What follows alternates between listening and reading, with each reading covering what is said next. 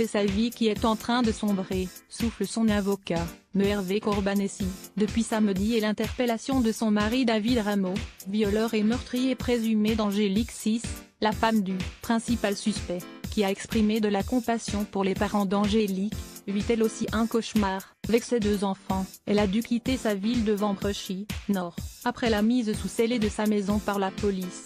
Depuis, elle a porté plainte après le caillassage de leur logement et des photos de son mari, d'elle et de ses fils ont été partagées sur les réseaux sociaux. Assortie de menaces, la femme de David Rameau doit maintenant vivre avec le poids du crime avoué par son mari. Des problèmes matériels viennent également s'ajouter à sa détresse. Elle et ses enfants ont juste eu le temps d'emporter quelques affaires avant de quitter leur logement.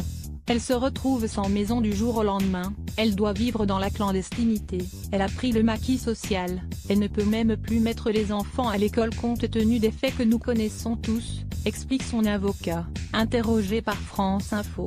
Les proches doivent se débrouiller dans ces cas-là, les proches doivent se débrouiller, décrit aux Parisiennes un professionnel de justice. Il n'y a pas de dispositif particulier prévu pour vous aider à faire face à cela. Un scénario vécu par d'autres proches de principaux suspects dans les affaires médiatiques. Quelques jours après la mise en examen de Nordal Lelandais dans le cadre de la disparition de la petite Maëlys, dans l'Isère, sa sœur avait payé sa parenté avec celui qui allait avouer le crime quelques mois plus tard. Retrouvée sur Facebook, elle avait été la cible de messages haineux et avait déposé plainte. Un acharnement numérique dont ont été également victimes les proches de Jonathan Daval, qui a avoué le meurtre de sa femme Alexia commis fin octobre.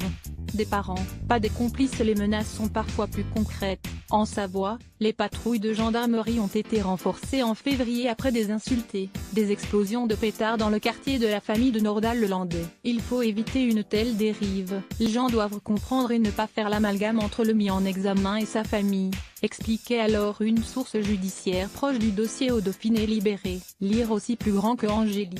Le digne hommage de la foule à la petite fille contactée par le Parisien. Plusieurs intimes de suspects dans des affaires médiatiques récentes n'ont pas souhaité nous répondre. Un silence compréhensible pour des personnes souvent honteuses des crimes d'un père, d'un frère, ou d'un enfant. Parler nous paraissait si indécent, rien de ce que nous aurions pu dire n'était entendable, expliquaient en 2016 à Libération les parents de Mathieu Moulina, condamné à la perpétuité pour le meurtre d'une collégienne en 2011 en Haute-Loire. On a eu une culpabilité, c'est notre fils, glissait Sophie Moulina à RTL en 2016. Nous ne sommes pas les complices de Mathieu, nous sommes uniquement ses parents, nous souffrons de ce que notre fils leur a fait.